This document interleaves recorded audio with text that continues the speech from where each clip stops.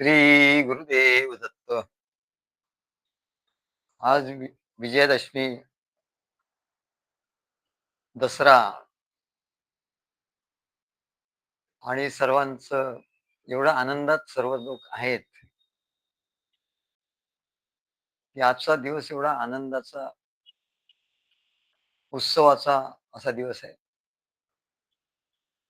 तेव्हा हा आनंद आपल्याला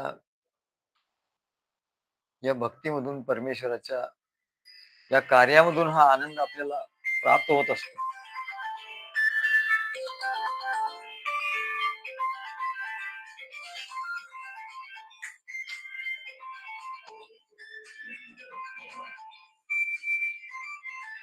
तेव्हा या विजयादशमीच्या आज सर्व भक्त मंडळींना शुभेच्छा देतो, शुभाशीर्वाद देतो आणि त्यांनी जे जे काही संकल्प केले असतील ते ते पूर्ण व्हावे असं मी त्यांना आशीर्वाद देतो आणि त्यांचं सर्व जीवन हे भक्तिमय, आनंदमय व्हावं असं शुभाशीर्वाद सर्वांना देतो. आणखी एक आनंदाची गोष्ट म्हणजे म्हणजे सुनील घोरपडे यांनी एक नवीन उपक्रम सुरू केला. त्यांनी 2 चॅनेल्स सुरू केले आहेत आणि त्यांनी आम्हाला विचारलं, की त्याचं नाव काय ठेवायचं? मग आम्ही त्याचं नाव ठेवलंय श्री अवधूत दत्त वेदांत पीठ, हे एकाचं नाव आहे आणि दुसऱ्याचं नाव श्री अवधूत दत्त अ, काय ते ध्यानपीठ, अवधूत दत्त ध्यानपीठ. आणि मी त्यांना सांगितलं, की तुम्ही या चॅनेलमधनं आपले जे ग्रंथ आहेत, ते ग्रंथ तुम्ही त्याचं वाचन करा. म्हणजे लोकांना ग्रंथ वाचन करायला वेळ मिळत नाही. तेव्हा तुम्ही थोडा-थोडा भाग त्या ग्रंथामधला वाचून दाखवला, तर बरं होईल. म्हणजे लोकांना नियमितपणे ते वाचन त्या ग्रंथामधून होईल. तेव्हा त्यांना खूप आनंद झाला आणि त्याने ते 2 आजच्या विजयादशमीच्या मुहूर्तावर ते 2 चॅनल सुरू केले. सध्या त्याच्यावर फक्त काहीतरी ते सुविचार टाकणार आहेत आणि मग फुल फ्लेज 2-4 दिवसांनी त्यांचं चॅनल म्हणजे आपलंच चॅनल ते सुरू होईल. तेव्हा सर्वांनी ते चॅनल बघावं, असं सर्वांना मी आवाहन करतो आणि त्यांचं आपण कौतुक करूया, अभिनंदन करूया टाळ्या वाजवून.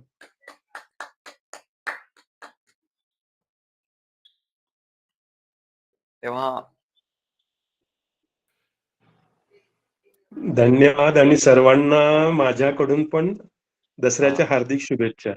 हां. सद्गुरू नमस्कार. नमस्कार. तेव्हा गीतेमधला हा जो विषय आहे, जसं आम्ही सांगितलं की अवधूत दत्त ध्यानपीठ, तसं गीतेमधला हा जो विषय आहे, तो विश्वरूपाचं वर्णन त्याच्यामध्ये आहे. आणि आम्ही विचार केला की हे जे विश्वरूपाचं वर्णन आहे, ह्यात तसं काही ज्ञान, बोध वगैरे असं काही नाहीये. जवळ-जवळ पुढचे 20, 25, 30 किंवा जवळ-जवळ शेवटपर्यंतचा जो भाग आहे, या या अध्यायातला गीतेचा, त्यामध्ये केवळ त्या विश्वरूपाचं वर्णन केलंय आणि तेही एवढं भयंकर, रौद्र आणि काय भयानक असं वर्णन आहे. आणि अर्जुनाला सुद्धा तिथे अर्जुन सुद्धा तिथे घाबरलाय असं सांगितलंय त्याने. अर्जुन म्हणतो, "मला हे सहन होत नाही आणि हे कोणालाच सहन होत नाही," म्हणाला. "असं तुझं भगवंता, असं तुझं हे रूप आहे." तेव्हा आम्ही त्याच्यावर विचार केला, की हे जे श्लोक आहे पुढचे, आता एखादा श्लोक असेल त्याच्यात, पण बाकीचे जे श्लोक आहेत ते सर्व त्या रौद्र रूपाचं वर्णन करणारे ते श्लोक आहेत.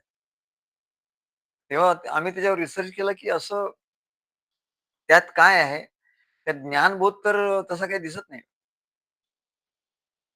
की श्रीकृष्णाने अर्जुनाला काही ज्ञानबोध दिला किंवा त्या विश्वरूपावर विश्वरूप पाहिल्यानंतर काहीतरी त्याला बोध झाला.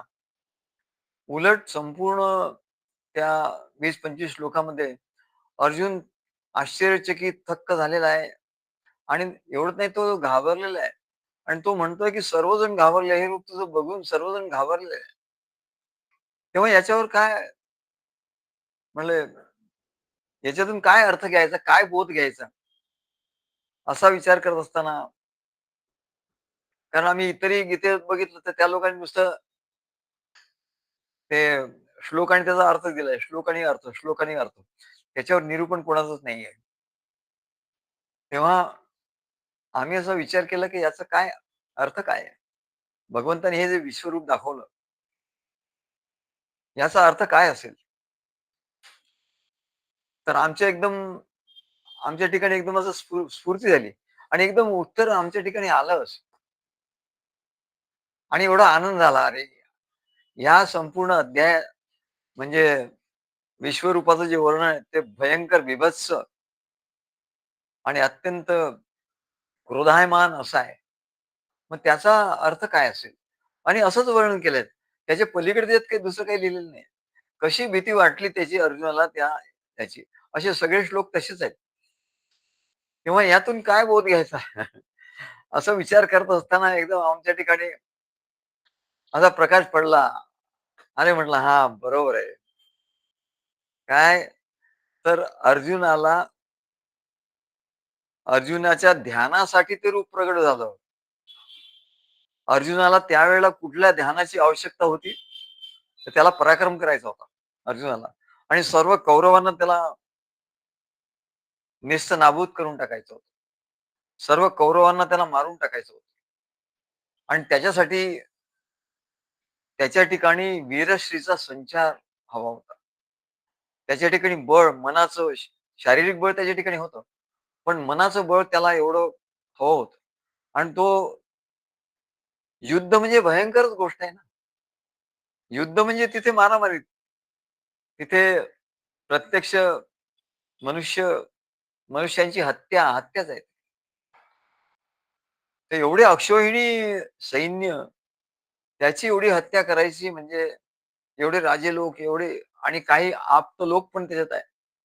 काही गुरु लोक पण त्याच्यात आहे. तेव्हा ह्या सर्वांची हत्या करायची म्हणजे केवढे कठीण काम आहे म्हणजे. पण त्याच्यासाठी त्या अर्जुनाला तयार करायचं आणि म्हणून त्याला काहीतरी त्याला ध्यानाची काहीतरी आवश्यकता होती.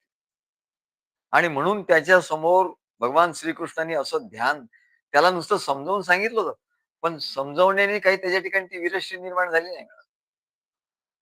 नुसतं समजावून सांगण्याने त्याच्या ठिकाणी ती वीरश्री निर्माण झाली नसती.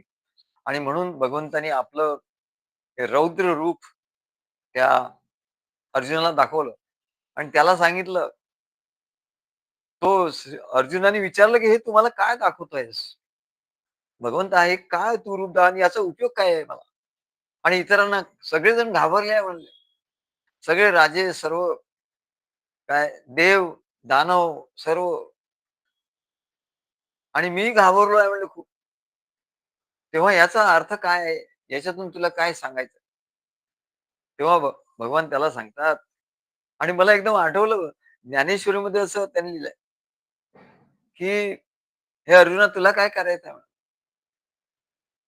कोण मरतायत, कोणाला मी मारतोय, कोणाला मी गिळतोय, खातोय, हे तुला काय करायचंय म्हणजे. तुम्हा पांडवांना काही होणार नाही. हे सर्व झालं तरी पांडव त्यांना काही होणार नाही. बाकीचं जेवढं सैन्य आहे म्हणा, कौरवांच्याकडचं असो किंवा तुमच्याकडचं पांडवांच्याकडं असो, ते सर्व म्हणले मी त्यांना खाऊन टाकणार. सर्वांना गिळंकृत करणार. फक्त पांडवांना मी हे करणार. तर तुला काय करायचं म्हणाला? तू आपलं भगवान त्याला सांगतात, "तर तू आपलं त्या माझं हे ध्यान कर. माझं हे विश्वरूप जे प्रगट झालंय याचं ध्यान कर बस." पण अर्जुन ते करू शकला नाही. एवढं भयंकर ते होतं, की पण ह्या सर्व श्लोकांचा अर्थ काय आहे? अर्थ हेतुकाची ठेला.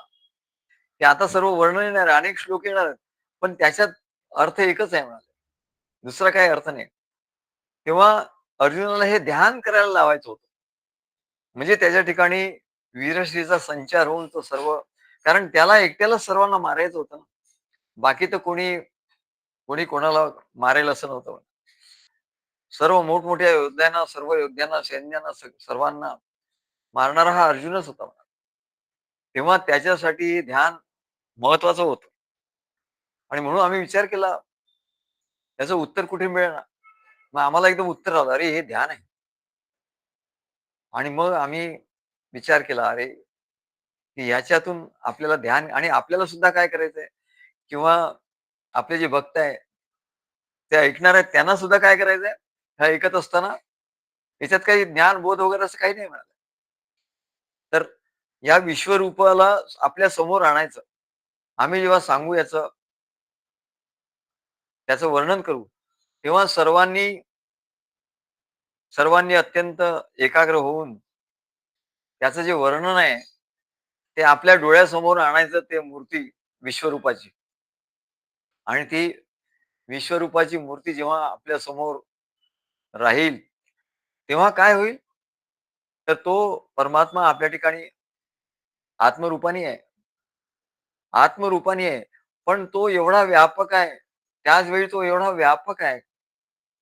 सर्व ठिकाणी आहे आणि व्यापक आहे आणि त्याचा खूप विस्तार आहे. त्याच्या विस्ताराबद्दल काही सांगताच येत नाही मला. तेव्हा एवढा व्यापक असणारा परमात्मा, त्याचा आपल्याला ध्यान करायचं. आत्म्याच्या रूपाने तो अंगुष्ठ मात्र आहे हृदयामध्ये.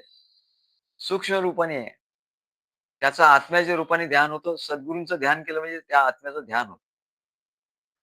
आणि हे विश्वरूप याचं ध्यान केल्यानंतर आपल्याला आपण विस्तार पावतो.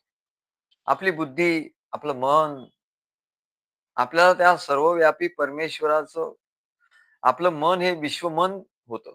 आपली बुद्धी ही वैश्विक होते. तिचा विस्तार होतो.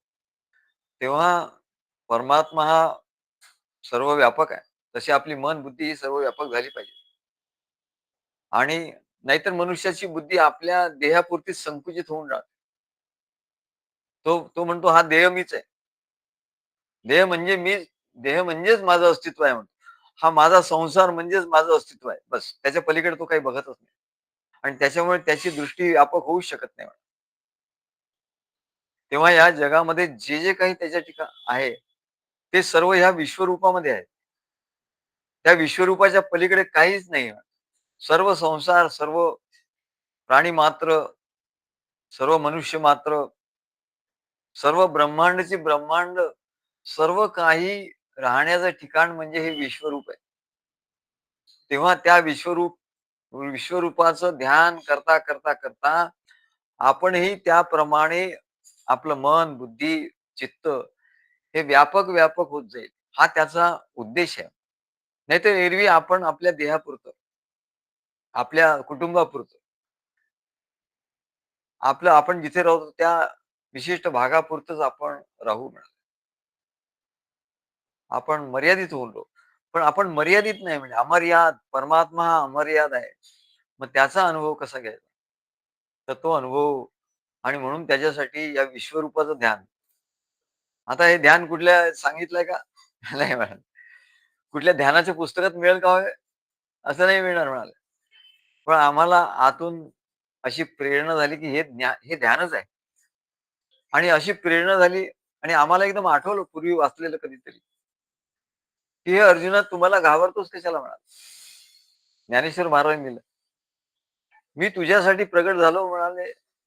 याचं कारण म्हणजे हे माझं ध्यान तुझ्या समोर आहे, त्याचा तू आनंद घे. तू कशाला घाबरतोयस म्हणाले. तुझ्यासाठी हे माझं जे व्यापक रूप आहे, हे ध्यान करण्यासाठी आहे. तसंच आम्ही विचार केला, की आम्ही हे सांगू. तर याच्यातून श्रवण करणाऱ्यांना, भक्तांना काय आपल्याला सांगायचं आहे, काय दृष्टी द्यायची हे कळलं पाहिजे ना.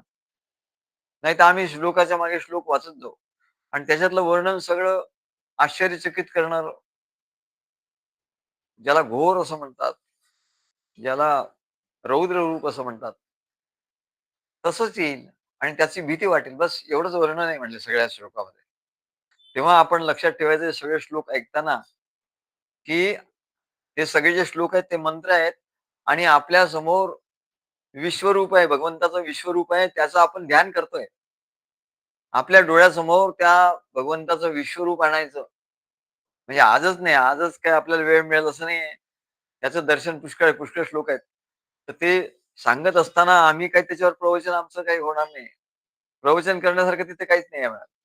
तर आम्ही ते श्लोक वाचू, त्याच्यावरचं थोडंसं सांगू काय. पण त्यावेळी तुम्हाला काय करायचं आहे, की त्या विश्वरूपाचं ध्यान करायचं. त्याला अनेक मुख आहेत, अनेक बाहू आहेत, अनेक पाय आहेत. सहस्र शीर्षा पुरुषा, सहस्राक्षा, अनेक नेत्र आहेत. हे सगळं वर्णन त्याच्यामध्ये आहे. तेव्हा अशा विश्वरूपाचं तुम्हाला ध्यान करायचं आहे.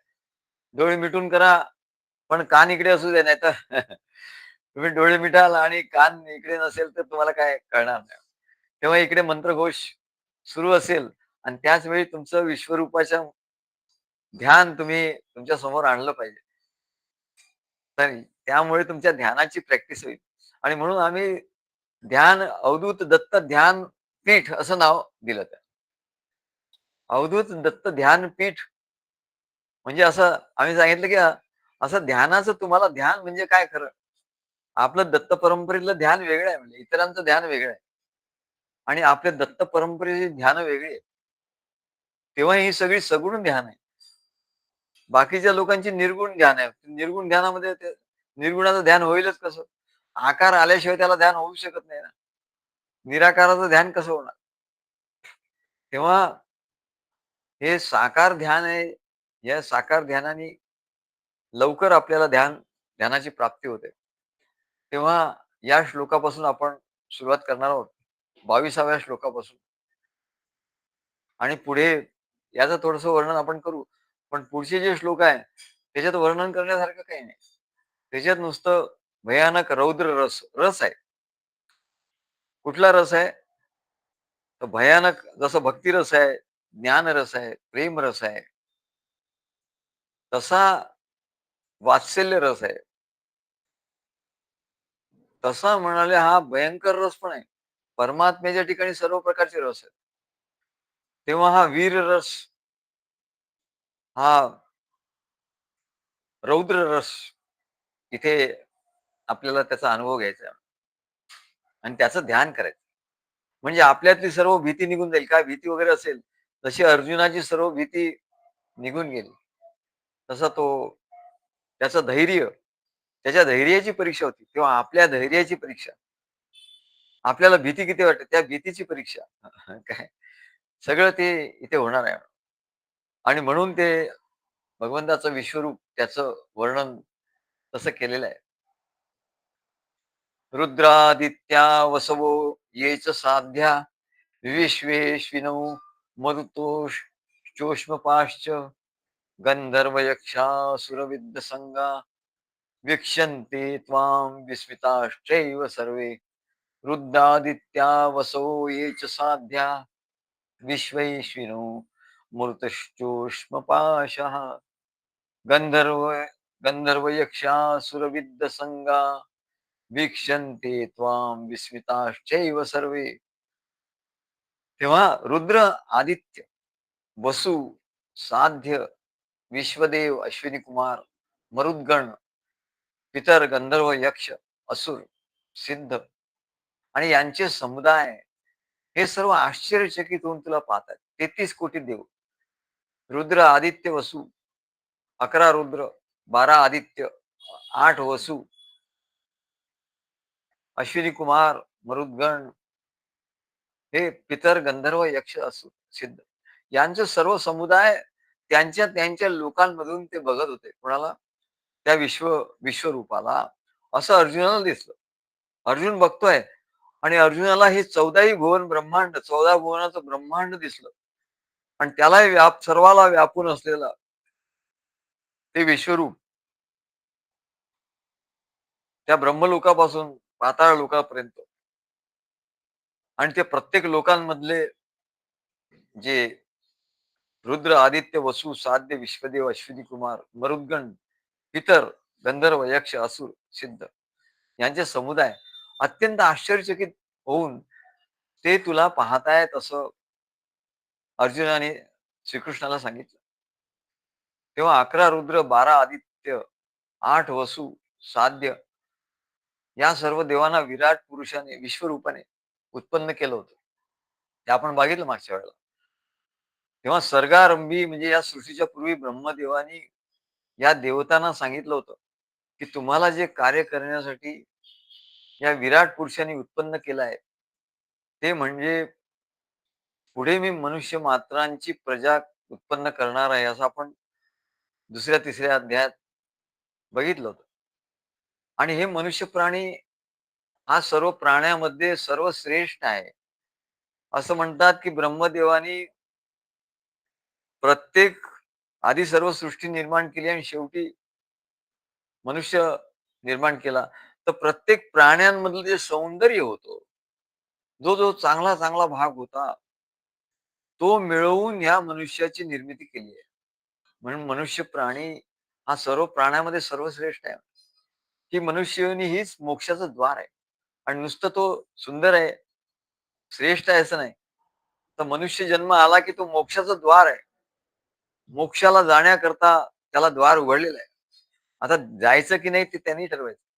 संसारात राहून संसार करायचा, की आपण मोक्षाला जायचं. सद्गुरूंना शरण जाऊन भक्ती करून, ज्ञान प्राप्त करून घेऊन मोक्षाला जायचं, की संसारातच रेंगाळत राहायचं. संसारातच सुख घेत राहायचं. हे त्याचं ठरवायचं. तेव्हा या योनीमध्ये मनुष्य प्राणी मोक्षासाठी तपश्चर्या आणि साधने करणार आहेत. आणि त्यांना त्यांचं जे जीवन आहे, त्या जीवन यापनाच्या ज्या गरजा आहेत, किंवा नोकरी असेल, बिझनेस असेल, काय शेती असेल, धंदा काही असेल किंवा सेवा असेल, त्या सर्वांनी द्रव्य प्राप्त होऊन त्यांच्या इच्छा, कामना ज्या आहेत, त्या परिपूर्ण करण्यासाठी यज्ञाद्वारे ते तुमची उपासना करतील असं ब्रह्मदेवानी देवतांना सांगितलं. तेव्हा तुम्हाला ते हविर्भाग देतील आणि त्या द्रव्याने तुम्हाला पुष्ट करतील. तेव्हा त्यांच्या गरजा, कामना, इच्छा पूर्ण करणे आणि त्यांना जे काही हवे आहे ते पुरवणे हे तुमचं कर्तव्य कर्म आहे. कालच आम्ही एकाला भेटायला गेलो होतो. असा विषय निघाला. ते आपले कुठल्यातरी दुसऱ्या एका संप्रदायाचे कुठले होते. आणि ते म्हणाले, "हे पुराण वगैरे खोटे आहे" म्हणाले.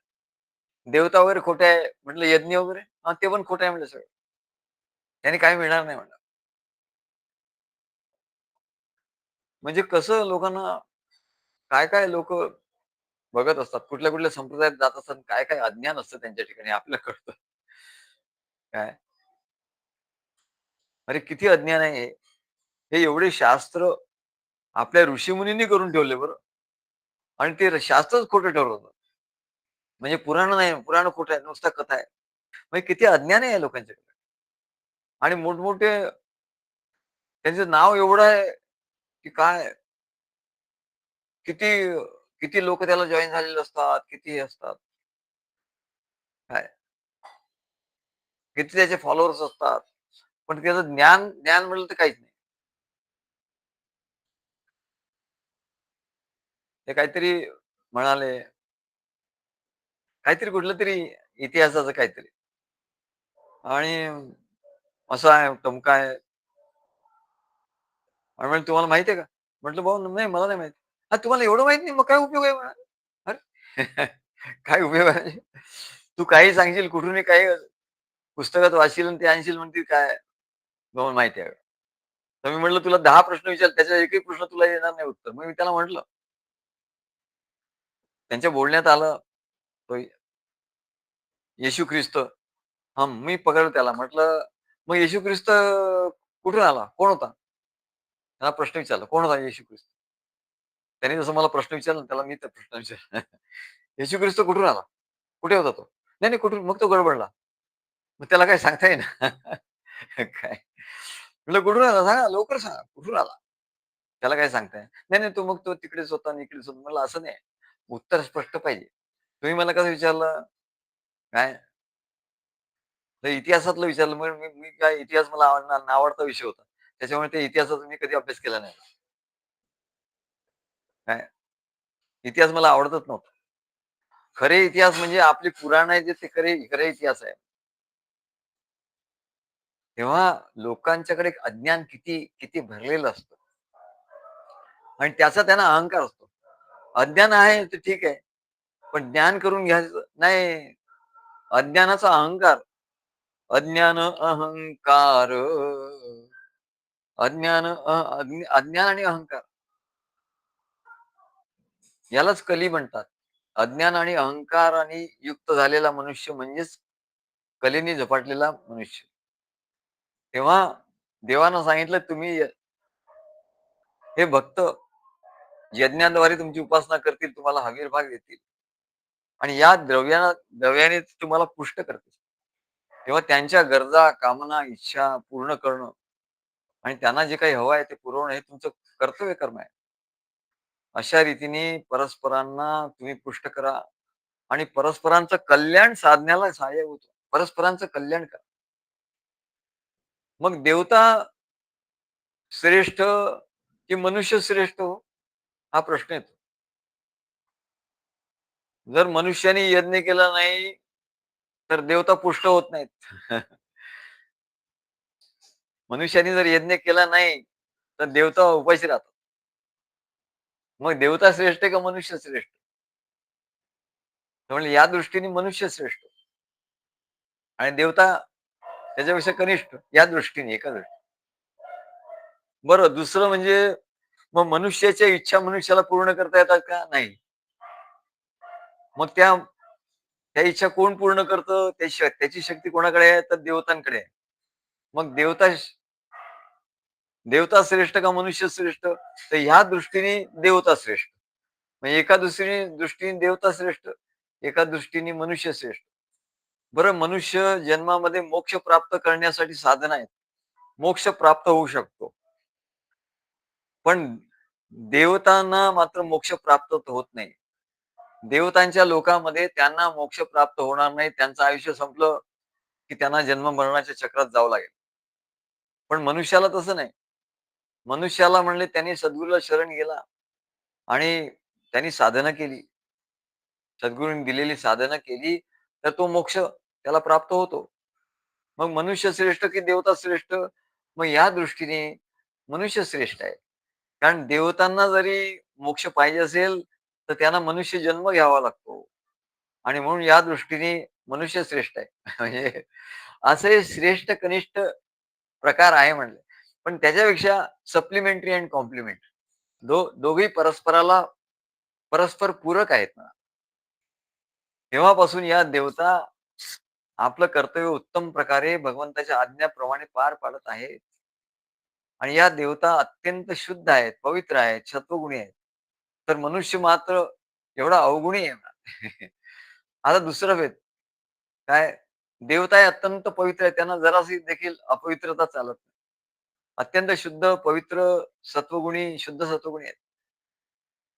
तर मनुष्य एवढा अवगुणी आहे, एवढा अज्ञानी आहे, एवढं एवढा अशुद्ध आहे, एवढा तमोगुणी, रजोगुणी आहे आणि देवता या सत्वगुणी, शुद्ध सत्वगुणी आहे आणि भगवान विराटाचं ते अंग आहे सगळ्या देवता. म्हणून या देवतांची उपासना करून यज्ञात त्यांना जे काही अर्पण केलं जातं, ते भगवंताला सहजपणे अर्पण होतं. देवतांना जे आपण अर्पण करतो यज्ञात ते भगवंताला सहजपणे अर्पण होतं. कारण भगवंताची ही अंग आहे आणि त्यांची जी काही उपासना केली जाते ती भगवंतालाच अर्पण होते. आणि अशा या देवता आत्मज्ञानी मात्र नाही. त्यांना आत्मज्ञान नाही. त्यामुळे त्यांना योनीमधून मुक्त होऊन मोक्षाची प्राप्ती करून घ्यायची जर असेल, देव योनीतूनही मुक्त व्हायला पाहिजे. देव योनी आहे तिथे सुख आहे. मनुष्यापेक्षा जास्त सुख आहेत. परंतु त्यांचं आयुष्यही जास्त आहे, सुखही खूप जास्त आहे. परंतु देव योनीतून मुक्त व्हायचं असेल, पण जन्म-मरणाचं चक्र नाही होणार. तर देव योनीतून मुक्त व्हायचं असेल तर त्याला मनुष्य जन्म घ्यावा लागेल. सद्गुरूंना शरण जावं लागेल. नुसतं मनुष्य जन्म घेऊन नाही चालणार. नाही आम्ही मनुष्य जन्म घेऊ आणि मग काहीतरी आम्ही करू, काहीतरी व्रत करू, काही तपश्चर्या करू. तसं नाही चालणार मग. सद्गुरूंना शरण जावं लागेल. मनुष्य जन्म आल्यावर सद्गुरूंना त्यांना शरण जावं लागेल आणि मग ती साधना प्राप्त करून घेतात, मग ते मुक्त होतात मग. तेव्हा या देवता आपापल्या लोकांमधून भगवंताचं ते विश्वरूप, अद्भुत असं विश्वरूप, अलौकिक विश्वरूप पाहून अत्यंत आश्चर्यचकित आणि विस्मित होत आहेत, असं अर्जुनाने त्या विश्वरूपातच बघितलं. ते देवता आणि ते सर्व लोक कुठे त्याला दिसले? त्या विश्वरूपातच दिसले. परंतु या श्लोकात या देवतांना भगवंताच्या या उग्र काळ रूपाची भीती वाटली, असं काही अर्जुनाने पाहिलं नाही. त्या देवतांना त्यांची भीती वाटली नाही. आधीच्या काही देवतांना भीती वाटली. काही देवता त्याच्यामध्ये शिरल्या. परंतु या श्लोकामध्ये असं लिहिलं, की त्यांना असं दिसत नाही, की त्या या काळ रूपाची भीती वाटली. तेव्हा याचं कारण असं, की या देवता प्रत्यक्ष भगवंताचं कार्य करण्यासाठी उत्पन्न झालेल्या होत्या आणि त्यांना आपल्याला हे कार्य भगवंताने दिलेलं आहे, याची त्यांना जाणीव होती आणि या जाणीवेमुळे साहजिकच या देवता निरहंकारपणे भगवंताची सेवा म्हणून त्यांना त्यांना दिलेलं जे कर्तव्यकर्म आहे, ते एकनिष्ठपणे पार पाडत होते. आणि त्यामुळे या सर्व देवतांना आपल्या स्वतःच्या अशा काही कामना नव्हत्या. जसे मनुष्याला स्वतःच्या कामना असतात. तशा देवतांना कामना नव्हत्या. कारण त्यांना सर्व सुख त्या स्वर्गामध्ये किंवा त्यांच्या देवतांच्या लोकांमध्ये सर्व सुख त्यांच्याकडे आहे. आणि त्यांना जर इच्छा झाली, देवतांचं जर असं आहे, की त्यांना जर एखादी इच्छा झाली तर ती पूर्ण होते लगेच. मनुष्याला इच्छा झाली तर लगेच ते पूर्ण होणार नाही म्हणाले. देवतांना यज्ञामध्ये त्यांना प्रसन्न करून त्यांना ती इच्छा पूर्ण करावी लागेल मनुष्याला. आणि इथे आणखी एक फरक आहे. मग देवता ह्या मनुष्य योनीपेक्षा श्रेष्ठ आहे. कारण त्यांना इच्छा झाली, की त्यांची इच्छा पूर्ण होते. परंतु मनुष्याला इच्छा झाली, की लगेच ते पूर्ण होत नाही. ते देवतांच्याकडून पूर्ण करून घ्यावी लागते. आणि म्हणून ह्या देवतांना सहजच निष्काम अवस्थेचा अनुभव येतो. आणि म्हणून त्यांना भगवंताच्या त्या काळ रूपाचंही भय वाटलं नाही, कारण त्या निष्काम होत्या. परंतु हे अत्यंत अद्भुत, अलौकिक, आश्चर्यकारक रूप पाहून त्या विस्मयचकित मात्र झाल्या. त्या सर्व देवता विस्मयचकित झाल्या.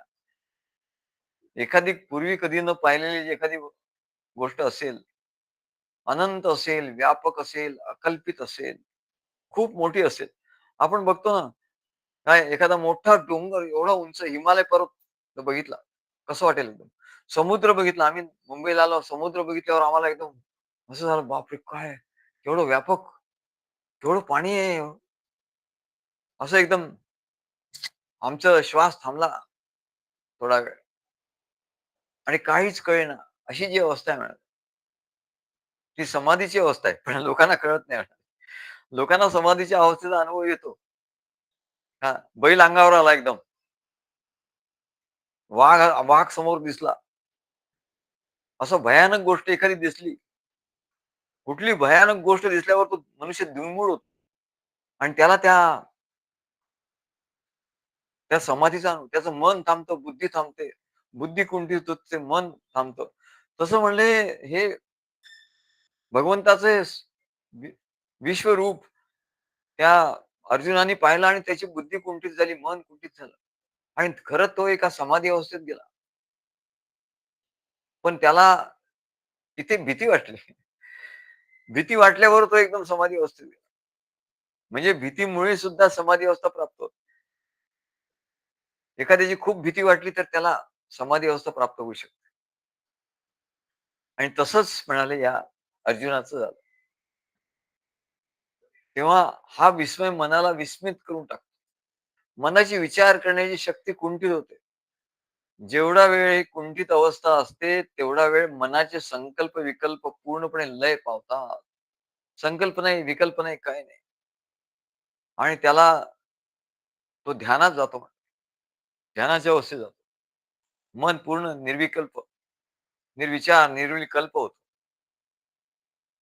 मन एकदम बंद पडतं. मन, बुद्धी कशामुळे? ते भयंकर गोष्ट बघितल्यामुळे. मागे आम्ही कुठे गेलो तिथे मारुतीची एवढी मोठी उंच मूर्ती होती. एवढी की आम्ही बघत राहिलो.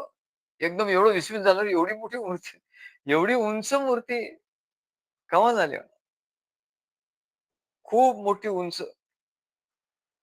आणि एकदम मन मन थांबतं, बुद्धी थांबते, श्वास थांबतो सगळं. तेवढा वेळ ती कुंठित अवस्था जेवढी असते, विशाल असते, उन्नत असते. तेवढा वेळ संकल्प, विकल्प एकदम पूर्णपणे लय पावतात. आणि याला याला मनोलय असं म्हणतात. मनाचा लय होतो. 2 गोष्टी मनुष्याला समाधीमध्ये घेऊन जातात. 2 गोष्टी कुठल्या? मनाचा लय आणि वासनांचा क्षय.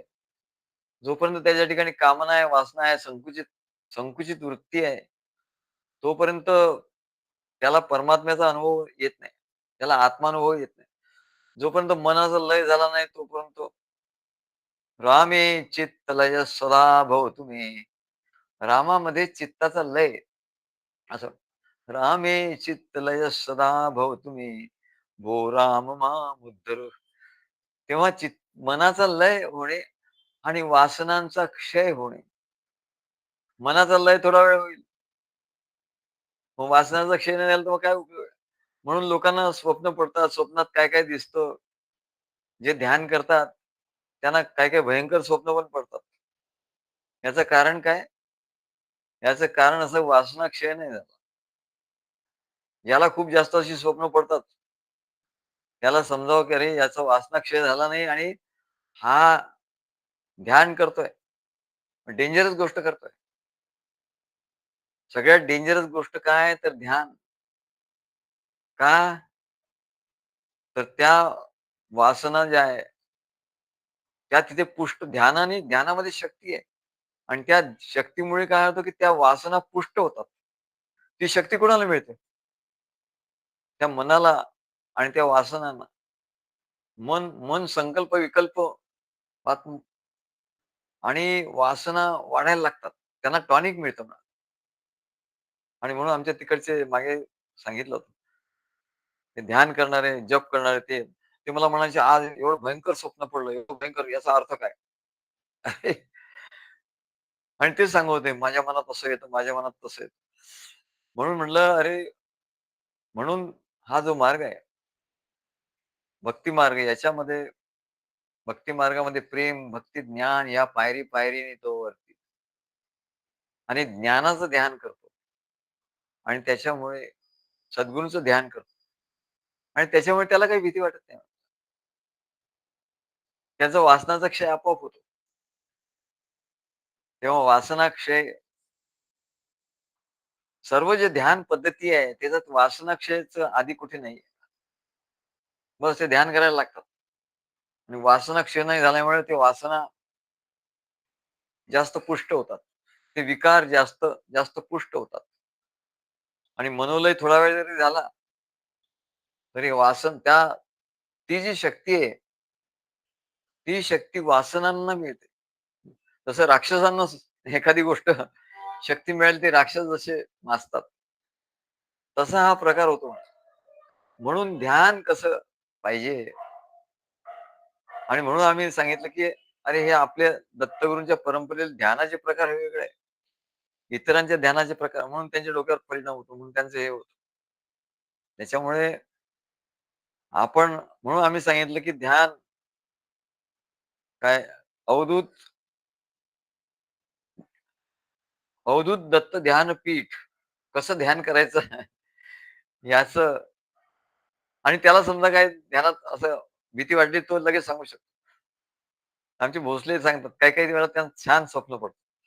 ते आम्हाला सांगतात असं. मग काही-काही वेळेला त्यांना स्वप्नाचा तो अर्थ कळत नाही. मग ते सांगतात, "सद्गुरू असं स्वप्न पडलं." तेव्हा ही त्या चित्ताची अवस्था जेव्हा मलिन असते आणि ध्यान करतो, ते मालिन्य काही जात नाही आणि ते मालिन्य उलट पुष्ट होतं. त्या वासना पुष्ट होतात आणि त्याच्यामुळे त्याला भीती वाटते. वेगवेगळे काहीतरी असे स्वप्न पडतात. पण जेव्हा सद्गुरूंच्या प्रेम, भक्ती, ज्ञान याने त्याचा जो अंतःकरण आहे, अंतःकरणामध्येच ते स्वप्न वगैरे दिसतात. मनामध्ये स्वप्न दिसतात. तेव्हा ते मनच विकृत असेल, मनाच्या ठिकाणी, बुद्धीच्या ठिकाणी वासना असतील, तर त्याचा तो परिणाम त्या स्वप्नामध्ये दिसतो. आणि म्हणून सांगितलं, की स्वप्न 2 प्रकारचे सद्गुरू दिसले, वाह! वाह! म्हणजे तुझे विचार चांगले होते त्यावेळेला दिवसभर सद्गुरूंचा विचार केला त्याच्यामुळे तुला ते स्वप्न पडलं. पण एखादं भयंकर स्वप्न पडलं तर म्हणजे याचा अर्थ तुझ्या ठिकाणी ते काहीतरी गडबड होती म्हणा. पण ती सद्गुरूंच्या सहवासात राहता त्यांचं प्रेम, भक्ती, ज्ञान घेता ते अंतःकरण शुद्ध होतं. मग ही नंतरची स्टेप आहे ध्यान. यम, नियम, आसन, प्राणायाम, धारणा, ध्यान आणि समाधी. समाधीच्या आधीची अवस्था. म्हणजे या 5 स्टेप्स, तर 5 स्टेप घेतच नाहीत. एकदम ते ध्यान. मग होणार काय? बाकीच्या 5 स्टेप ते घेतच नाही. तेव्हा मनोलय आणि वासनाक्षय या 2 अतिउच्च अवस्थामध्ये देवता असतात. देवता कुठल्या अवस्थात असतात? मनोलय आणि वासनाक्षय आणि त्यांचा भगवंताशी अगदी एकरूप झालेल्या असतात. परंतु तरीही त्या विस्मयचकित असतात. त्यांना भीती वाटते, ते विस्मयचकित असतात. आणि त्यांना प्रश्न पडतो, की विश्वरूप कशासाठी प्रगट झालं म्हणजे? आणि याचा अर्थ काय? त्यांना त्याचा अर्थ कळत नाही. हे विश्वरूप कशासाठी प्रगट झालं? आपला याच्याशी काय संबंध आहे या विश्वरूपाशी? आणि याच्यावरून आपण काय बोध घेणार? आणि आपण आता काय करायचंय म्हणजे निश्चित या विश्वरूपाला बघून, हे त्यांना काहीच कळत नाही. आणि अशी अमनस्क त्यांची अवस्था होते देवांची. आणि हे न कळणे म्हणजेच नेणीव किंवा अज्ञान. नेणीव मग आमचा मागे त्यांच्याशी संवाद झाला होता चव्हाणांशी. तेव्हा त्यांना आम्ही सांगितलं, तेव्हा म्हणले, "सद्गुरू काही कळतच नाही." शाबास, शाबास. आम्ही त्याला, "अहो काही कळत नाही तुम्हाला कळलं ना? कळलं की नाही ते सांगा. शेवटी काय झालं तुम्हाला कळलं. काय कळलं हे महत्वाचं नाहीये, कळलं हे महत्वाचं आहे. म्हणजे ज्याला कळलं तो एक वेगळा आहे. एखादी गोष्ट एखाद्याला कळली म्हणजे तो वेगळा आहे तुमच्यापासून. काय कळलं, कशाचं ज्ञान झालं, त्याला कळलं म्हणजे त्याला ज्ञान झालं. कशाचं ज्ञान झालं, की तुम्हाला काही कळत नाही याचं. त्याला नेणिवेचं ज्ञान असं म्हणतात. नेणिवेचं सुद्धा ज्ञान झालं पाहिजे ना. म्हणजे आपल्याला ठिकाणच्या अज्ञानाचं ज्ञान झालं, की मग तो ज्ञान घ्यायला सिद्ध होतो. अरे, मग आता मला ज्ञान करून घ्यायचंय. तेव्हा जो जीव आपल्या जाणीवेच्या योगाने या जगातल्या सर्व प्रपंचाचं ज्ञान करून घेत असतो म्हणा. सगळ्या प्रपंचातलं ज्ञान करून घेतो. त्या जीवाला स्वतःचं ज्ञान करून घ्यायला अज्ञानाची आडकाठी येते. ते म्हणले हिस्ट्रीचं ज्ञान. म्हटलं काय करायचं हिस्ट्रीचं ज्ञान? आणि मला म्हणतात, "तुम्हाला एवढं माहीत नाही, मग काय उपयोग आहे? काय उपयोग? मला काय उपयोग नाही." अरे! अरे काय?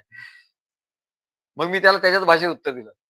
"तुम्हाला एवढं माहीत नाही तो जीसस कुठून आला? मग काय उपयोग आहे?" मग तो गप्प बसला. तेव्हा या प्रपंचातलं ज्ञान करून काय उपयोग आहे म्हणाले. प्रपंचातलं ज्ञान कधी संपणार नाही. प्रपंचाचं ज्ञान म्हणजेच अज्ञान. प्रपंचातली हिस्ट्री म्हणजेच अज्ञान. प्रपंचातली मिस्ट्री म्हणजेच अज्ञान. तेव्हा त्या जीवाला स्वतःचं ज्ञान करून घ्यायला मध्ये अज्ञानाची आडकाठी येते. प्रपंचाचं सगळं ज्ञान आहे. परंतु स्वतःचं ज्ञान नाही. आणि म्हणून ज्ञानात ध्यानम. ज्ञान झाल्यानंतर ध्यान करा. ज्ञान नाही तर अज्ञानामध्ये तुम्ही कुठे जाल, मन तुम्हाला कुठे भरकटवेल काही सांगता येत नाही. तेव्हा ज्ञानात ध्यानम विशिष्यते. आधी सद्गुरूंच्याकडून ज्ञान करून घ्या आणि मग ध्यान करा. नाहीतर उपयोग नाही. आणि तेही ध्यान म्हणजे निर्गुणाचं नाही. अर्जुनाला हे विश्वरूपाचं ध्यान जे भगवंताने सांगितलं, ते विश्वरूप हे सगुण आहे ना. हे विश्वरूपाचं ध्यान हे सगुण आहे. ते का निर्गुण नाहीये. तेव्हा ध्यान हे सगुणाचंच होऊ शकतं. ते तेव्हा मुकुंदराज स्वामींनी काय सांगितलं? ते नेणीव फिटे गुरुखुणा. ती जी नेणीव झाली आहे ना, जसं चव्हाणांनी आम्हाला सांगितलं, की सद्गुरू मला ते समजत नाही काय. तर त्यांना म्हटलं, "तुम्हाला ज्ञान झालं केवढं तरी? समजत नाही ना, हे कोणी सांगत नाही." म्हणले. सद्गुरू सगळे म्हणतात, "सद्गुरू मला समजलं. मला असं झालं, मला तसं झालं." नाही समजलं तर बरोबर आहे. पण एखादा म्हणतो, की "नाही, सद्गुरू मला समजलं नाही. हे अजून समजत नाही." तेव्हा त्याला नेणीवीचं ज्ञान असं म्हणतात, की मला काही गोष्ट समजत नाही हे तुला समजलं. नाहीतर काही लोकांना न समजूनही त्यांना मला समजत नाही, हे समजत नाही. ते नेणीव फिटे गुरुखुणा. मग ती नेणीव कशी फिटते? तर सद्गुरूंच्या खुणेने सद्गुरू खूण करून दाखवतात. ज्ञानाची खूण दाखवतात. ते नेणीव फिटे गुरुखुणा. जाणे आपणा मी काय आहे हे तो जाणतो. ते नेणीव फिटे गुरुखुणा. जाणे आपणा बोलिजे या अनुसंधाना महाकारण महाकारण ऐसी. या अनुसंधानाला काय म्हणतात? महाकारण देह असं म्हणतात. जे 4 देह आहे. कुठले 4 देह? स्थूल देह, सूक्ष्म देह, कारण देह आणि महाकारण देह. स्थूल देह म्हणजे हा आपला जो देह आहे तो स्थूल देह. बहुतेक लोक या स्थूल देहामध्येच असतात. मी आणि माझा संसार बस. ते सद्गुरूंना सुद्धा विसरून जातात. सद्गुरूंचं प्रवचन आहे, काय आहे, काय नाही सगळं विसरून जातात. संसार त्यांचा एवढा मोठा होतो. तेव्हा त्या याचं कारण म्हणजे मी हा देहाचा मी आणि हा माझा संसार असा आहे. आणि संत पुरुष कसे असतात? त्यांना देहाचं हे नसतं. देहाचा भाव त्यांच्याकडे नसतो. आणि त्याच्यामुळे त्याचा ब्रह्मभाव त्यांच्या ठिकाणी असतो. ते ब्रह्मतेज त्यांच्या ठिकाणी असतं. मागे कोणीतरी असं आम्ही ऐकलं, की संत सत्पुरुषांचं जे तेज असतं ना, ते एक वेगळंच तेज असतं. आमच्या महाराजांचं सुद्धा एवढं वेगळंच. कोणी बघितल्यावर एकदम अट्रॅक्ट व्हायचं. आम्हालाही लोक म्हणतात, ते अट्रॅक्ट होतं. एकदम अट्रॅक्ट. तुम्ही मॅग्नेट आहात असे एक गृहस्थ आम्हाला म्हणाले. तुम्ही मॅग्नेट आहात. म्हटलं तुम्ही कसे करता येतात माझ्याकडे? नाही म्हणे तुम्ही मॅग्नेट आहात. तसं एकदम अट्रॅक्ट. कोणी अनोळखी व्यक्ती सुद्धा ती एकदम अट्रॅक्ट होते. मागे आम्ही तुम्हाला सांगितलं, की आम्ही सकाळी निघालो आणि कॉलेजला आणि आम्हाला एक मार्केटिंग वाला माणूस भेटला आणि त्याने आम्हाला थांबवलं गल्लीत आणि त्याने आम्हाला विचारलं, की म्हणाले आणि विचारलं त्याने मला एवढं आश्चर्य वाटलं. मी कॉलेजमध्ये चाललो होतो. "तो आप इतने फ्रेश दिखते हैं, क्या बात है? इतने फ्रेश दिखते हैं आप." आता फ्रेश त्यांनी त्याच्या भाषेत सांगितलं. तर मी त्याला सांगितलं, भगवंताची भक्ती केली की मनुष्य फ्रेश दिसायला लागतो. मग तोच परत ती व्यक्ती संध्याकाळी मला भेटली आणि संध्याकाळी भेटल्यानंतर ते म्हणले, "अभी तो और ज्यादा फ्रेश दिख रहे आप."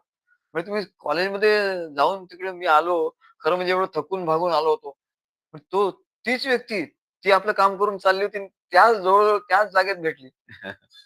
आणि ती म्हणली, "आप इतने फ्रेश दिख रहे आज." सवेरे तो फ्रेश दिख रहे थे ना, उससे भी ज्यादा फ्रेश दिख रहे. म्हणजे अनोळखी व्यक्ती. तेव्हा ते सांगत होते, की असा संत सत्पुरुषांचं एक त्याला काय म्हणतात तेजोमंडल काहीतरी असं म्हणतात. तेव्हा ते तेजोमंडल त्याच्या ठिकाणी त्याला ओरा असं म्हणतात, ओरा. असे इंग्लिश भाषेत म्हणतात. त्या ओरामुळे सगळं ते अट्रॅक्ट करतात. अट्रॅक्ट होतात लोकं. आणि त्या ओरालाच म्हणतात महाकारण देह. हा जो देह आहे हा जड देह. लोकं या जड देहातच असतात. त्याच्या संबंधित विचार करत असतात. आणि दुसरा देह सूक्ष्म देह. मन, बुद्धी, चित्त, अहंकार. हा सूक्ष्म देह. आणि हिच्यात सगळं वासना आणि विकार असतात या देहामध्ये. त्याच्यामुळे त्याचा काही उपयोग नाही. जड देहाचा काही उपयोग नाही परमार्थाला, ईश्वर प्राप्तीला. आणि सूक्ष्म देहाचा मन, बुद्धी, चित्त, अहंकार याच्यात वासना आणि विकार भरलेले आहेत. त्याच्यामुळे त्याचा उपयोग नाही. कारण देह म्हणजे निद्रा, तो झोपला. त्याला काहीच कळत नाही. त्याचा निद्रेमध्ये तो काय करणार? परमेश्वराची भक्ती तो करू शकत नाही. त्याच्यामुळे कारण देहामध्ये त्याला काय करता येत. फक्त महाकारण देह, आणि हा महाकारण देह हा जो आहे, हा त्याला तपश्चर्येने प्राप्त होतो. सद्गुरूंची सेवा करून ज्ञान, प्रेम, भक्ती, ज्ञान, एक एक देह त्याचा शुद्ध होता होता जड देह, सूक्ष्म देह, मन, बुद्धी, चित्त, अहंकार हे सर्व प्रवचन ऐकून, ज्ञान ऐकून, सेवा कार्यामध्ये सेवा करून, सद्गुरूंचं प्रेम, भक्ती, ज्ञान, श्रवण मनन चिंतन हे करून त्याचा सूक्ष्म देह हा स्वच्छ होतो. आणि सूक्ष्म देह स्वच्छ झाला की मग त्याचा कारण देह, त्याला स्वप्न वगैरे पडणारी हे सुद्धा चांगली स्वप्न पडायला लागतात. त्याचा सूक्ष्म देह शुद्ध होतो, कारण देह शुद्ध होतो. आणि त्याचा महाकारण देह हा मात्र मिळवावा लागतो. त्याला आभा मंडल असं म्हणतात. आभा मंडल म्हणजे काय? तर त्याच्या भोवती असं ते जे तेज त्याच्या ठिकाणी आहे ते त्याच्या, तेव्हा तो महाकारण देहात असतो. जेव्हा तो महाकारण देहात असतो तेव्हा तो सुखरूप असतो. म्हणजे तो बाह्य महाकारण देह बाह्य आत आत बाहेर दोन्हीकडे. त्याची तुरीय अवस्था असते. त्या आनंदात तो असतो. संत सत्पुरुष हे आनंदात, त्या आनंदात असतात. त्यांना आपल्या देहाचंही भान नसतं. एकीकडे आपल्या देहाचं भान नाहीये, एकीकडे मनाचंही भान नाहीये. आम्ही त्या कॉलेजमध्ये होतो, डायरेक्टर होतो. इफ्सार इन्स्टिट्यूट ऑफ मॅनेजमेंट मध्ये. तेव्हा पोरं सगळी ती विद्यार्थी बस बस भरून यायची आणि ते आम्हाला हात दाखवायचे. आमचं काही लक्षच नसेल. आम्ही आपलं यानी बसनी येत होतो. खाली उतरून मग चालत चालत यायचं. मग मुलं म्हणायची, की "सर, आप क्या चलते?" म्हणले. "आप क्या अलग ही है," म्हणले. "आपका चलना अपनी धुन में चलते हैं," म्हणले. काय म्हटलं तू बरोबर ओळखलं. अपनी मस्ती में अपनी मस्ती में रहते म्हणजे. तेव्हा हे आपल्या मस्तीमध्ये त्याला महाकारण, अपनी मस्ती में त्याला महाकारण देह असं म्हणतात. आणि तोच आतला जो आहे तो बाहेर दिसतो म्हणा. आणि लोक एकदम विचारतात. काय आम्ही त्या मंदिरात मागे गेलो होतो का, तिथे ते दत्तात्रेयाचं मंदिर होतं. अंधार होता. आम्ही ही गोष्ट आम्ही बऱ्याचदा सांगितली. तिथे होता, तिथे कोणीतरी होता पुजारी. मला त्या अंधारात काही दिसलं नाही. मी तिथे देवळात नमस्कार केला आणि निघालो तसं. तर त्या व्यक्तीने मला हाक मारला. "हो जरा इकडे या, इकडे या." मी बघितलं तो अंधारात उभा होता. तो पुजारी होता. असा शेंद्री रंगाचा शर्ट घातलेला होता. धोतर, शेंडी वगैरे. तो म्हटलं, "काय हो? काय झालं?" नाही म्हणलं, "आपण कोण?" म्हटलं, "मी अमुक-अमुक." हां, म्हणे तरी मला वाटलंच म्हणे तुम्ही आध्यात्मिक काहीतरी असणार. म्हणे मला एकदम वाटलं का तुम्ही ते दारातून आला ना तेव्हाच मला जाणवलं. काहीतरी आहे म्हणून. मग तुम्ही येत जा म्हणले रोज. मग आम्हाला काही सांगत नाही. आम्ही त्याला सांगतो. मग दुसऱ्या दिवशी आम्ही आलो तर ते जे मालक होते त्या मंदिराचे त्यांचा मुलगा होता. त्याने त्या मुलाला सांगितलं, असं-असं आले होते काल. मग आम्ही अचानक आलो त्या मुलाने बघितलं आणि मुलांनी ओळखलं त्या. तो कॉलेजमध्ये जाणार होता. आणि तो आम्हाला म्हणाला, "काल यांनी मला सांगितलं." मलाही असंच वाटलं म्हणलं आज, की तुम्ही त्या दारात बरोबर ओळखलं म्हणे तुम्हाला. तुम्ही त्या फाटकामधनं आल्या-आल्या बरोबर मी ओळखलं म्हणे, की तुम्ही तेच. हं. तेव्हा त्याला ते नेणी व फिटे गुरुखुणा ज्यांची ही नेणीव फिटली सद्गुरूंच्या खुणेनी, सद्गुरूंच्या ज्ञानबोधाने ते जे युक्त झाले, त्यांचं आचरण सद्गुरूंनी सांगितल्याप्रमाणे त्यांचं आचरण जेव्हा झालं, तेव्हा ते तेज चढता, चढता, चढता. चढे ज्ञान वैराग्य सामर्थ्य अंगी. म्हणे दास विश्वासता मुक्ती भोग. ते मुकुंदराज स्वामी सांगतात त्या महाकारण देहाचं वर्णन. ते नेणी व पिटे गुरुकुण आधी कुठपासून सुरुवात झाली, की मला काही कळत नाही इथपासून. महाकारण देहाची सुरुवात कुठे होते? मला बाबा काही कळत नाही. आणि जो म्हणतो मला कळतं सगळं, तो गेला. काय? हो, हे मला माहिती आहे, ते मला माहिती आहे. असं जो म्हणतो त्याची सुरुवातच होत नाही म्हणाले. नेणीवेपासून सुरुवात आहे. जो म्हणतो की मला नाही कळत काही. सद्गुरू मला काही कळत नाही. आम्ही ते हे केलं होतं ना, एक गझल केली होती. समझने वाले को इशारा काफी नहीं होता. समझने वाले को इशारा काफी नहीं होता. ओ राही चलने वाले को सहारा काफी नहीं होता. तो म्हणतो मला हे ग्रंथ वाचले अमुक झालं, हे काही काफी होत नाही. माझ्या ठिकाणी प्रश्न हजार आहेत. त्याला नेणीव असं म्हणतात. जेव्हा त्याच्या लक्षात येतं, ते नेणीव पिटे गुरुकुणा मग दुसरी पायरी. सद्गुरूंच्याकडे तो येतो म्हणतो मला काही कळत नाही. मग तो सद्गुरू जेव्हा त्याला सांगतात, "अरे असं-असं आहे." तर तो म्हणतो मला ब्रह्मास्त्र प्राप्त झालं. संजीव चव्हाण म्हणाले, "सद्गुरू तुम्ही मला ब्रह्मास्त्र दिलं." म्हटलं, "काय? मी तर काही दिलं नाही तुम्हाला ब्रह्मास्त्र. माझ्याकडे आहे हेही मला माहिती नाही." नाही म्हणले, "मला ब्रह्मास्त्र मिळालं." बघा आता म्हटलं तुम्ही ते मिळवून घेतलं हा तुमचा पराक्रम. मला ब्रह्मास्त्र मिळालं. म्हटलं बरं आहे. कारण काय त्यांनी सुरुवातच केली की मला काही कळत नाही. त्याला नेणीव असं म्हणतात. ही जाणीव झाली ना तुला नेणिवेची जाणीव झाली म्हणजे अर्ध ज्ञान झालं, 50% ज्ञान झालं. मग ते नेणीव कशी फिटवायची? तर गुरुखुणा. ती नेणीव फिटे गुरुखुणा. सद्गुरू जेव्हा ज्ञान देतात, तेव्हा ते त्याची खूण पटते. मग तो काय करतो? तिसरी स्टेप जाणे आपण आपणा. मी कोण हे तो जाणतो.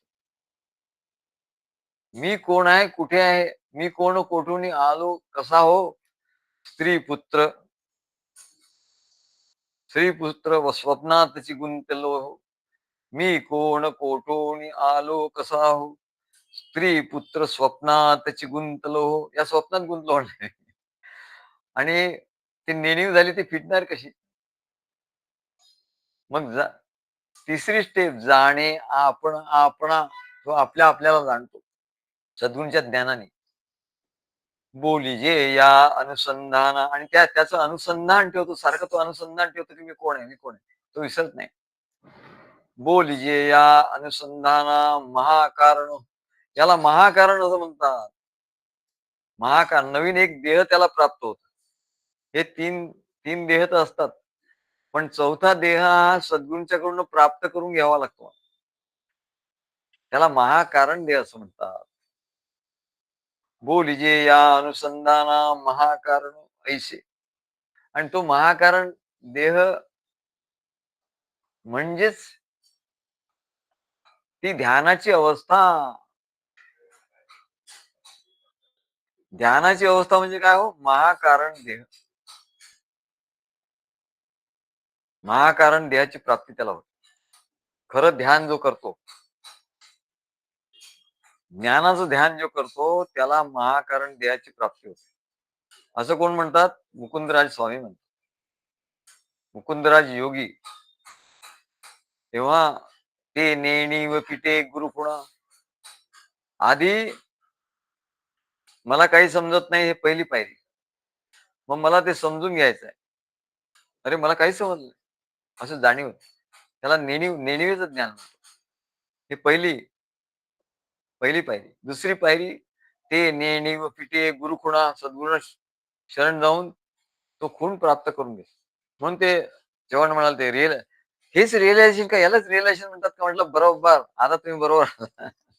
काय एक्झॅक्टली म्हटलं पॉइंटवर आलं. यालाच रिअलायझेशन असं म्हणतात. सद्गुरू मग त्याला रिअलायझेशन म्हणलं याला सेल्फ रिअलायझेशन. जाणे आपण आपण तरी म्हटलं हे तुम्हाला शब्दाने ज्ञान झालं, पूर्ण नाही झालं. शब्दाने तरी झालं, पण याचं अनुसंधान करायला पाहिजे. अनुसंधान केलं तर ज्ञान होईल, नाहीतर नाही होणार. नाहीतर ते निघून जाईल. सांगूनही निघून जाईल. तिसरी तिसरी स्टेप जाणे आपण आपण. चौथी स्टेप बोलिजे या अनुसंधाना. या अनुसंधान मग अनुसंधान होईल. आणि या अनुसंधाना काय म्हणतात महाकारण देह ऐसे. त्याला महाकारण देह म्हणजे तो तिन्ही देहाला पार करतो. म्हणजे हे जे आहे म्हणाले ध्यान जे आहे ध्यान म्हणाले याला म्हणत नाही तो बसला आणि डोळे मिटले आणि ध्यानात गेला नाही. त्याला झोप बऱ्याच लोकांना झोप येते. ते काय येते झोप काय येते नेणीमध्ये जातो तो नेणीमध्ये गेला त्याला झोपला. किंवा मग काहीतरी अशा आचाट गोष्टी त्याला दिसायला लागल्या की तो घाबरतो. त्याला नेणीव असं म्हणतो. तो भ्रांत होतो. पण सद्गुरूंच्याकडे येतो तेव्हा त्याला ज्ञान होतो. प्रेम भक्ती ज्ञान.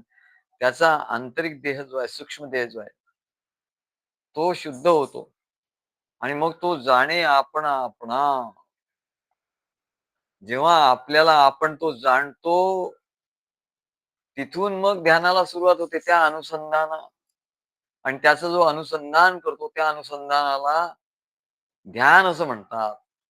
आणि ते ध्यान महाकारण देहाचं अस्तित्व निर्माण करत. त्या ध्यानामुळे महाकारण देह अस्तित्वात येतो असं योगीराज मुकुंद स्वामी म्हणतात. तेव्हा देवांच्या ठिकाणची ती जी नेणीव आहे ते अज्ञान फिटत नाही. आणि म्हणून त्यांना मनुष्य जन्म घ्यावा लागतो. सद्गुरूला शरण जाऊन आत्मज्ञान प्राप्त करून घ्यावा लागतो. आणि म्हणून अर्जुन म्हणतो की या ज्या सर्व देवता भगवंताचं ते विश्वरूप पाहून विस्मयचकित झाल्या. 14 भुवनाचं ब्रह्मांड त्याच्यामध्ये ज्या देवता होत्या त्याच देवलोकातल्या त्यांनी हे विश्वरूप बघितलं आणि त्या विस्मयचकित झाल्या. प्रभू राम म्हणतो जेव्हा विश्वामित्र ऋषी आले प्रभू रामाला घ्यायला आणि युद्धाला त्याला घेऊन जायला लागले. म्हणलं चला ते राक्षस एवढे माजले आहेत म्हणाले एवढे अत्याचार करतात तर त्या राक्षसांना तुला मारायचंय. तेव्हा प्रभू राम काय म्हणाले श्रीराम म्हणे महाऋषी त्यांना सांगितलं. त्याने असं नाही म्हटलं हा चला मला धनुर्विद्या माझ्या ठिकाणी एवढी आहे म्हणाले. काय रामाचा बाण तो वाया जात नाही कधी. कोण कोण राक्षस सगळ्यांना मी मारून टाकतो असं तो म्हणाला. त्याच्या ठिकाणी धनुर्विद्या होती. श्रीराम म्हणे महाऋषी नेता तुम्ही मज युद्धाशी. मला तुम्ही युद्धाला नेताय म्हणा. क्षणभंगुर या देहाशी. पण हा देह तर क्षणभंगुर आहे म्हणा. कधी जाईल सांगता येत नाही. क्षणभंगुर या देहाशी आत्मप्राप्ती मज नाही. मला आत्मा प्राप्त झाला नाही. प्रभुराम म्हणतात जो सगळ्यांचा आत्मा तो प्रभुराम काय म्हणतो क्षणभंगूर देह आहे माझा. राक्षसाने काय केलं तर काय सांगता येतं म्हणा. त्यांनीच मारून टाकलं राक्षसाने तर काय करणार. मग मला आत्मप्राप्ती नाही परत जन्म घ्यावा लागेल. आत्मप्राप्ती मज नाही. मला आत्मप्राप्ती नाहीये म्हणून मला आधी आत्मप्राप्ती पाहिजे. आत्मज्ञान पाहिजे. आणि म्हणून मला आधी आत्मज्ञान देण्याची व्यवस्था करा. क्षणभंगुर या देहाशी आत्मप्राप्ती मज नाही. तेव्हा प्रभू रामासारख्या अवतारी पुरुषाला सुद्धा या नेणीवेने हे नेणीव त्याच्या ठिकाणी निर्माण झाले. आत्मप्राप्ती मला नाही असं प्रभू राम म्हणाले. म्हणजे त्यांची सुरुवात तिथून झाली. नेणीवेने सुरुवात झाली. मला काही कळत नाही. आत्मप्राप्ती मला नाही. आत्मा मला कळत नाही. मला त्याचं आत्मज्ञान द्या. नेणीव पासून सुरुवात झाली. आणि मग सद्गुरू वशिष्ठांनी गुरु खुणा त्याला दाखवल्या. मग त्यांनी आपल्या स्वतःच्या आत्मस्वरूपाला जाणलं. मग त्याचं अनुसंधान केलं आणि तो महाकारण देह त्यांच्या ठिकाणी निर्माण झाला. तेव्हा हा असा महाकारण देह सद्गुरूंच्या सहवासातच तयार होतो म्हणा. आम्हाला आधी वाटायचं महाराजांचं एवढं तेज आहे. अरे आपल्याला कधीच येणार नाही म्हटलं. पण आमचे शिष्य जेव्हा सांगतात सद्गुरूंचं तेज आहे म्हणजे किंवा इतर लोक सांगतात, तेव्हा रे हे कसं काय आलं? हे महाकारण देहाची प्राप्ती झाली. तेव्हा प्रभू राम सारखा अवतारी पुरुष सुद्धा या नेणिवेने मला काही कळत नाही अशी माझी अवस्था झाली असं तो म्हणतो. तर म्हणले त्या देवतांची काय कथा? प्रभू रामाला वशिष्ठ गुरूंनी जेव्हा आत्मज्ञान दिलं, तेव्हा त्याची ती नेणीव किंवा अज्ञान फिटलं. मग नुसतं अज्ञान फिटून चालत नाही म्हणे. मग आत्मा काय आहे? त्याचं आत्मज्ञान त्याला झालं. नुसतं आत्मज्ञान होऊन उपयोग नाही. तर त्याचं ध्यान म्हणजे त्याचं अनुसंधान त्यांनी केलं. म्हणजे मनन चिंतन म्हणून आम्ही त्यांना सांगितलं गौरपंडितांना, की तुमचं मनन चिंतन होण्यासाठी तुमचं ते तुम्ही वाचन करा आधी. वाचन करा म्हणजे वाचन करता तुम्हाला एक याचा अर्थ तुम्हाला असं होईल किंवा याचा अर्थ आपल्याला कळलं नाही. याचा काय अर्थ आहे? तसं अनुसंधान साधनाचं कार्य हेच असतं म्हणजे अनुसंधान होत असतं. आणि मग आणि म्हणलं इतर लोकांनाही श्रवण, मनन चिंतनाला विषय मिळतील. गुरुवारी सांगितलं की ते शुक्रवारी विसरतात. शुक्रवारी सांगितलं तर शनिवारी विसरतात. तेव्हा त्यांना सारखं त्याच्यात अनुसंधानात ठेवण्यासाठी म्हणून हे आपले 2 चॅनेल तुम्ही काढा असं आम्ही त्यांना सांगितलं. त्यांना एवढा आनंद झाला. त्यांनी काय आम्हाला विचारलं नव्हतं काय. सद्गुरू मी काय करू? काय? त्यांनी ते विचार पाठवायला सुरुवात केली होती. तर आमच्या मनात असं आलं, आता कसं आहे ते काय सांगता येत नाही. आम्ही कोणाला काय सांगतो. अरे तुम्ही असं करा, असं करा. ते परमेश्वरी सत्तेत असतं. परमेश्वराचं तसं हे असतं.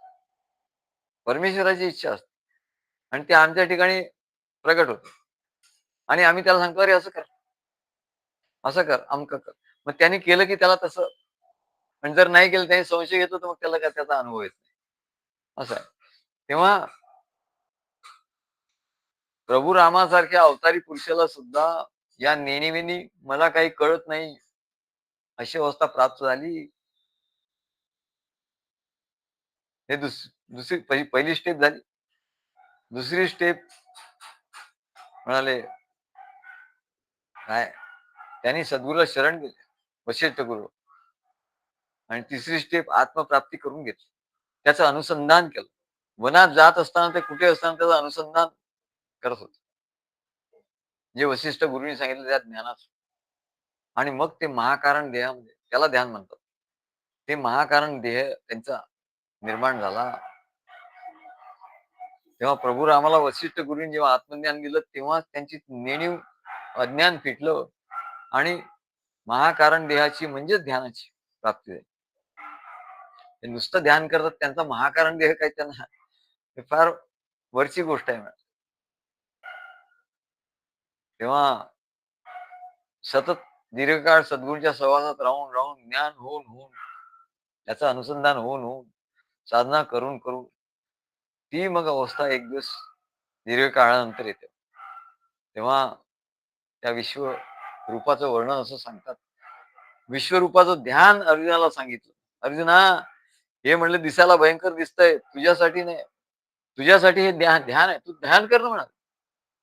तू बाकी कोण घाबरतं, कसं घाबरलंय हे इकडे काय म्हणलं. तू लक्ष देतोस. ते याची व्यापकता बघ, हे अंतरिक्षाच्या वर याची सर्व जे शिरा आहेत म्हणले, हजारो सहस्रावधी याची शिरा आहे, सहस्रावधी नेत्र आहेत, सहस्रावधी बाहू आहेत. हे सर्व म्हणले त्या आकाशाच्या वर आहे, अंतरिक्षाच्या वर आहे. असं तू वरती दृष्टी किती केली, तरी त्याच्याही पलीकडे ते आहे. म्हणजे तुझी दृष्टी एवढी व्यापक होईल म्हणाले. आणि खाली बघितलं तर तू त्याचे चरण आहेत. त्या चरणापासून तू सुरुवात कर आणि हळूहळू असा वर जा म्हणाले. ते ध्यान आपण बघू पुढच्या वेळेला. तेव्हा मुख्य म्हणजे विश्वरूपाचं वैष्णवांचे गुह्य काढिले निवडून आम्ही बघत होतो. बऱ्याच गीता आम्ही बघितल्या, कशात काही कळेना. कशात त्याचं उत्तर मिळेना. काय? हे विश्वरूप नुसतं भीतीदायक आहे असंच बस. प्रत्येक श्लोक पुढच्या प्रत्येक श्लोकामध्ये असा येईल, की हे भीतीदायक आहे. बस. बहुतरम बहुदंष्ट करालम आणि सर्व घाबरले. बस हेच वर्णन आहे. जवळ-जवळ 20-25 श्लोकांत हेच वर्णन आहे. ते एवढं भयंकर रूप होतं आणि ते घाबरून पण म्हटलं मग उपयोग काय आहे? पण हे कशाकरता दाखवलंय भगवान श्रीकृष्णाने? काहीतरी उद्दिष्ट असणार ना. असा विचार करता अनुसंधान ज्याला असं म्हणतात. अनुसंधान करता महाकारण देहामध्ये ते सर्व त्याचा उलगडा झाला. काय? की अरे हे ध्यान आहे. अर्जुनासाठी ध्यानाची व्यवस्था त्यांनी केली.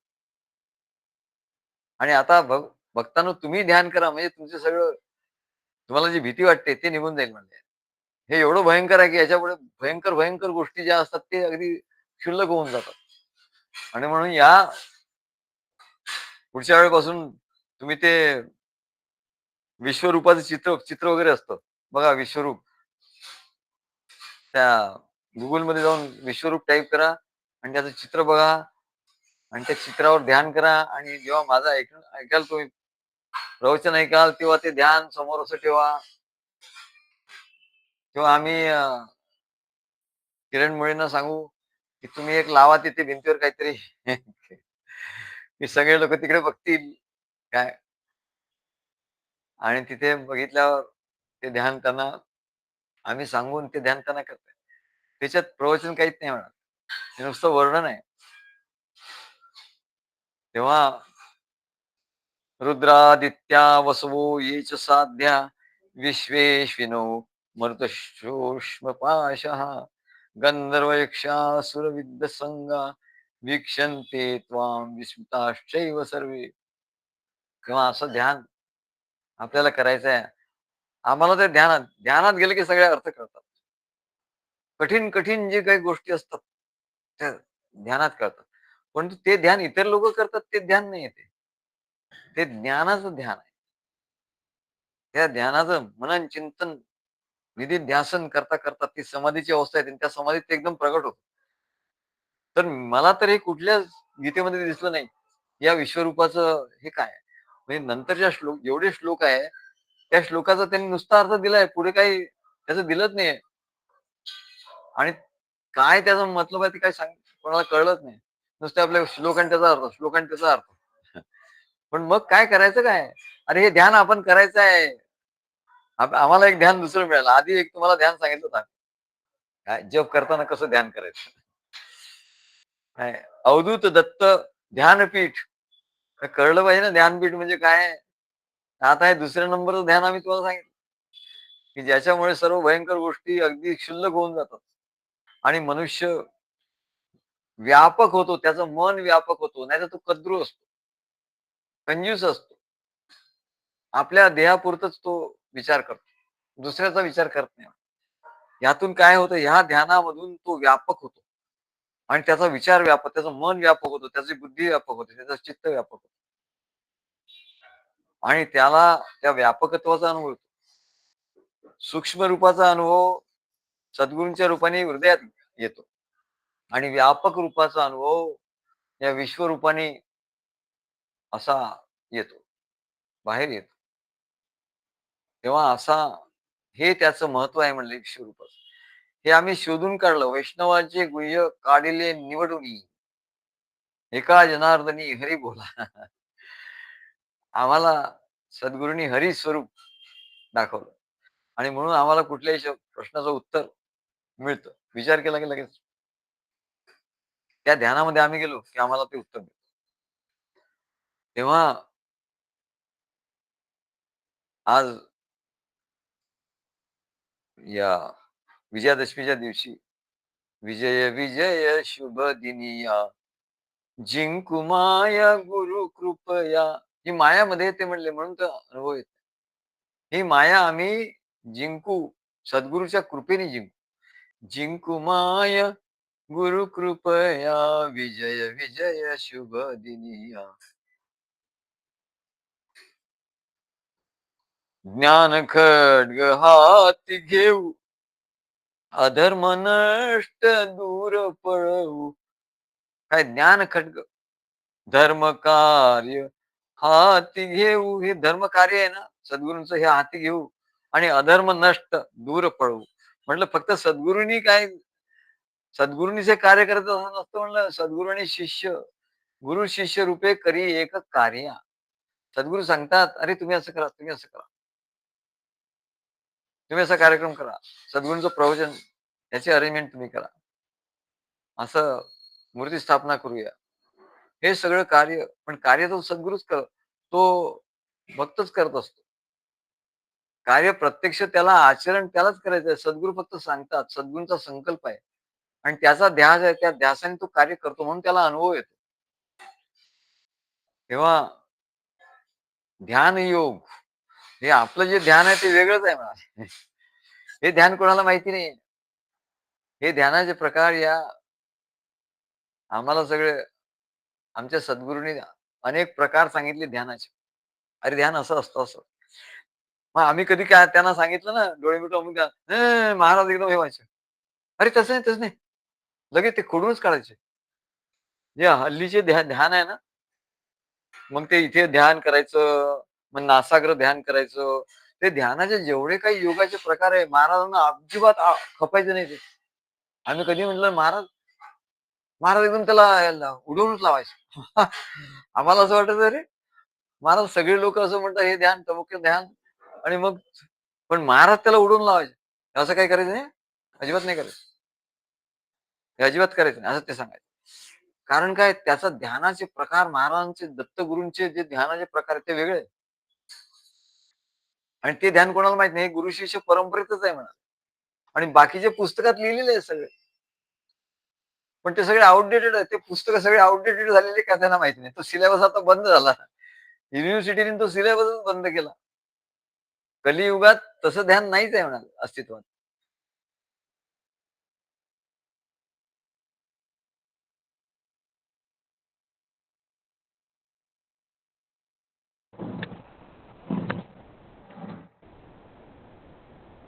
आवाज नाही येते आवाज.